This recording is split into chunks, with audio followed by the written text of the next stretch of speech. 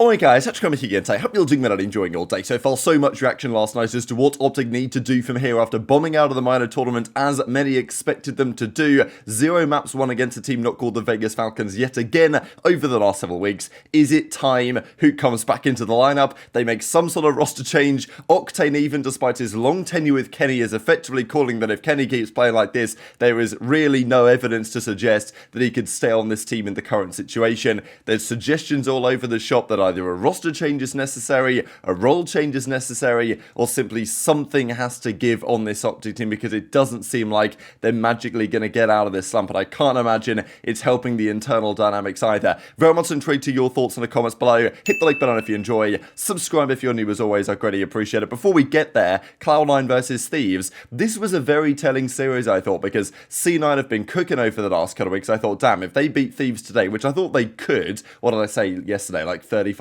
chance to win, and after map 1 I thought, you know what, this could be serious. They won the game 250-184, but after that Thieves really kicked up into another gear. This was a critical round here, Envoy in the 1 versus 2.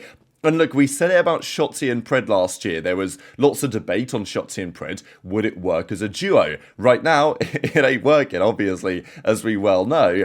But still, and okay, Envoy's kind of using the cheese defuse strategy here, and he gets one and then kills a second as well, but that is the way that the game is as it stands. The bomb sits where you first drop down into the water and all this up. HyDra thought that was pretty funny. But yeah, Envoy with a nice 1v2, but we know that Shotzzy and Pred were getting some criticism whether they could work as a duo, and the same was true for Envoy and HyDra. But Envoy, it's funny really, because he's playing with HyDra, one of the best players ever, but his individual play looks probably better than it has done for some time, and that is scary for the competition, especially with HyDra starting to turn up as well. HyDra had a great series here. I think with what's happening at Gentlemates, yes, it's a different game, but it's also very clear that that Priestahh, Skyz trio has been a disaster this year so far, and HyDra was the man who was able to take that team, yes, on a different game, different, situation, right? So it's not like HyDra was dragging them all over the line every single series, but to some extent, right, without HyDra, that team is not the same. And we've seen that this year. So I think that gives you some evidence as to how good he is. And we saw that in the Hacienda as well. Look, I made this point plenty of times that HyDra, even historically, last year, the year before, has been okay, but not great right at the start of the season. This year, he was worse than normal, right? Like his Major 1, the play that he made the Game 7 round 11 against FaZe, that wasn't great, but it didn't mean that HyDra was all of a sudden not going to be the player that we remembered him being, and now he really seems like he's kind of turning into that animal again. That's pretty concerning for the opposition, especially when HyDra says, I think Vancouver have been playing well, they needed me as in the team to figure it out, and how I want to play with this team, I'll be at 100% soon. So the implication that HyDra's like, yeah, I'm playing at a decent level, but I'm not at 100% of what I could do. And then he plays like that in the series yesterday, pretty concerning. And as Octane says, HyDra looking real sublinery lately, as if he's back on the New York team where he won the World Championship and was playing some unbelievable stuff. Thieves, of course, will go on to play Ravens, so, Scrappy versus TJHaLy again, which is pretty funny. They played today. We'll have a look at the bracket in a few minutes towards the end of the video. And these were the overall numbers in the series. Envoy with a 1.25, HyDra with a 1.3, Scrap with a 1.2, Ghosty just, kicked his feet up and didn't have to do anything, so we had a lovely series. But yeah, on the other side, it was Mack who had a real rough one. Look, as I say, Attach and Sid very impressive lately. I think Attach has really turned it around. I think it's great to see that he's really leveled up his game over the last couple of weeks. Kremp and Mack, though, just by the nature of the way that they play the game, they can have a stinky map, bro. That's how it's going to be. And when they played a team that's just incredibly dominant a lot of the time in Respawn like Thieves, this was where Cloud9's great revival ended. But it ended against a team who are obviously favourites at this point to win the minor tournaments. They lost to FaZe very marginally at the major. And this is now a Thieves team that's, I said it before the season even began, I think they have the highest ceiling in the game. I mean, it's certainly right up there. And I think it's still a cause for debate between FaZe and OpTic and exactly where you see that. But still, I mean, when you've got HyDra and Scrap on one team, it's tough to look past them, I think, on some level. And yeah, maybe they're becoming the team that, nature hoped they would be as it stands. Of course, FaZe, they're not going to be able to play Thieves. So I was hoping for a FaZe Thieves match in the finals. That would have been a banger. And maybe the finals will still be a banger. But it's also a fascinating story that they lost again to Surge. As Drazah says, got to lock in for the rest of the stage, kind of implies that maybe FaZe took their eye off the ball a little bit. I think the Thieves, the reason why many were picking them to win this tournament rather than FaZe, I still thought FaZe because, you know, it's tough to ever pick against FaZe. They just have been the dominant force and still feel that way. But for Thieves, they lost at Major 1. They lost badly, like frustratingly, not badly, but like frustratingly. So, you know, they will have been fully locked in to try and make sure that doesn't happen again. For FaZe, as good as you are, there's always going to be a feeling of, oh, you know, okay, we lost to Surge, but it was online, we'll get them at the minor, and then they play at the minor, they lose again, they're probably thinking, oh, well, you know, we'll get them on LAN. And so I'm not saying that's necessarily a bad thing for FaZe, but when you win at the start of the season, it's like, I mean, how many teams have ever won the first event and then the second event of the year? It very, very rarely happens. Only like Team Caliber back in, like World War II managed to do it. Few other examples, if any, really, because the first event of the season often can be a bit of an outlier in terms of some performances, and I think we saw that, right? Miami top 3, Ravens top 4, stuff like this. But then replicating any success there, it's not like they couldn't do it. I mean, Subliners won the World Championship in 2023, and they won the first event of the year, fell off massively, and then came back and won right at the end of the season as well. So it's not impossible. Nastie was talking trash as well on this guy, which I thought was pretty funny. But we've got to talk about this OpTic situation, right? Because, I mean, it is like a shambles. They've been 3-0'd 4 different times this year already, and those are 4 different times in basically the last month, which is more than they got 3-0'd the entirety of last season. And we're like well under halfway through this year as it stands. So, yeah, it's not pretty. Obviously, we saw the comments the other day from Kremp, and the guys on the podcast were talking about it. Kremp then wins yesterday. And this, to me, is one of the reasons why the situation, to me, is somewhat untenable. Like, you guys know that I've been a Kenny defender, right? Like, I've been of the opinion that if OpTic were to get rid of Kenny, it would be a mistake in the longer term. Not necessarily my opinion has been in the shorter term, because I can totally understand the argument that if you put Kenny on the bench right now, that may well improve their short-term results. But in the long term, you know, the mindset that Kenny has, the ability that he has to win historically, sure, but yeah, I'm just concerned because the way that Kenny has seemed to approach things in recent weeks, even from a mindset perspective, I'm just not sure that he's in the right spot actually at this point to give them the help that I think that they need to have. It's honestly, like, genuinely, OpTic, I think their mentality is cooked, and the person maybe that could help with that is either their coach Karma or someone like Kremp, who they didn't exactly brush him off, but it's not like they were like, you know what, well, Kremp's talking, we're going to listen type thing. It wasn't as clear cut as that. And also, when they kind of shut down Kremp a little bit and said, look, these people giving their analyses, they don't really play the game, I get it, and I understand what they're getting at, and maybe they're even right on some level. But also, they've been getting smoked, and what is there to gain from shutting down like the greatest ever player on the podcast, especially when he's going to go off and do his side quest and win a race at the Circuit of the Americas yesterday, and they're going to get 3-0'd again. So, you know, it really speaks badly to me of the team culture, to be perfectly honest. And, well, Kremp has some more thoughts yesterday. So I wanted to share what Kremp had to say, and also what Octane had to say on the current situation with Kenny's current performances. This Kremp perspective, of course, is before they lost, like before they even played the weekends, but it's still more valid than ever in terms of mind. So I think it gives you a good understanding of like the way that Kremp thinks about the game, which is probably different to how many other players think about it.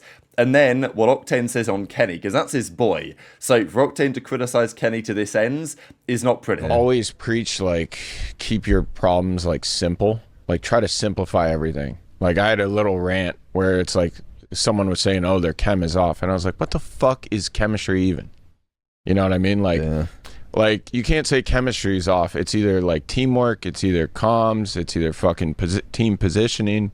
Like there's so many things, and it's just like, if you just say fucking their chemistry's fucked because they have a new player, like that's not the problem. The problem is something very specific. And it's, and I don't think it's one thing. I think it's like 3 things. Yeah. And that's why I was saying, like, even if they beat Falcons, they need to fix those fucking things. But I think the biggest thing right now is they have to accept the fact that they're going to be in losers. And I think, like, even if that's not true, right, they should accept that because it takes so much pressure off them to perform And like the majors are the only thing that matters. Yeah. At least in my eyes. So it's like, oh yeah, I mean these league matches. I mean they're gonna make champs. Yeah. So it's like, okay, you're in losers, right? Let's just be the best team as possible, right? So the pressure's off. We're not going to make winners, right? There's no challenge there. So let's just try to beat every single team we play, and try to be as good as we possibly can in the moment, like right now. And I think that's how they sort of have to start thinking. Yeah, it is fucking insane. I mean, quick question for y'all, because I know you already mentioned Hook, Chris, and you were talking about him. Is this a scenario? And listen, I got this question a million times in the watch party today, but is there a scenario where Hook comes back and then they start moving roles around? Maybe throw AG on an AR or something? It's time to do something. I mean, Sam, what do you think, Sam? It's what do you time to think? do something, bro. The only map wins that you have are the Falcons.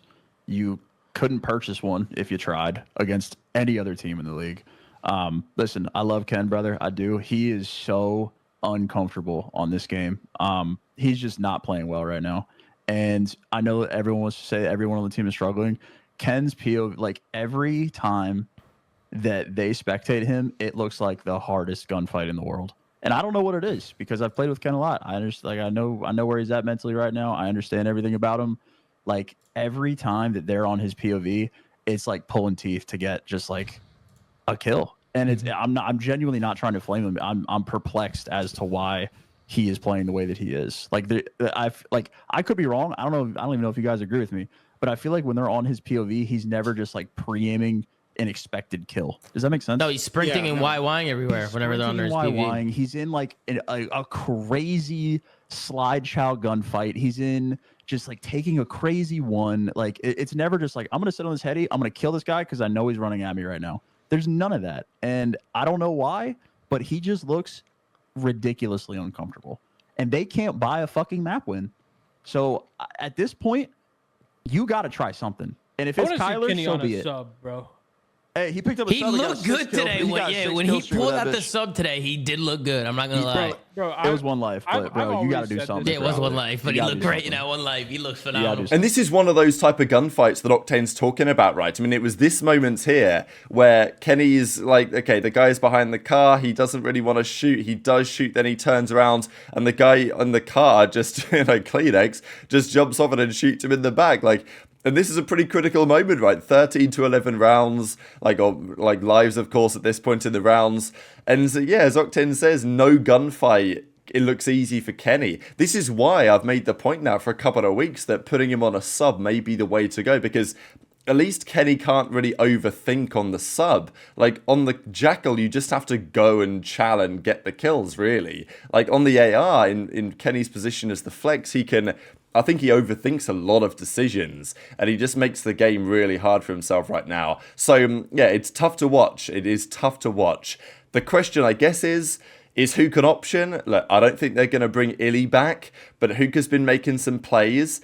It was noted, though, we talked about it a couple of days ago, that Hook still had the OpTic affiliate badge. Maybe they didn't realize that he still had it or something, because it was obviously a talking point a couple of days ago. They have removed it now. So OpTic is, they've got rid of Hook. He's no longer badged up on the timeline, but he is still on their website. So, I'm still a little bit confused what exactly is going on, whether he is like a bench player or not, but I don't think he is. I'm pretty sure he's gone. I mean, they took his affiliate badge away on Twitter, so for all intents and purposes, Hook is not on OpTic any longer, but he might need to be very shortly. Look, what do? I said probably 2-3 weeks ago now that I would swap the roles around Kenny for Pred and give that a go, because it was clear to me after they got 3-0'd by Rocker that something had to change, that they had to try something.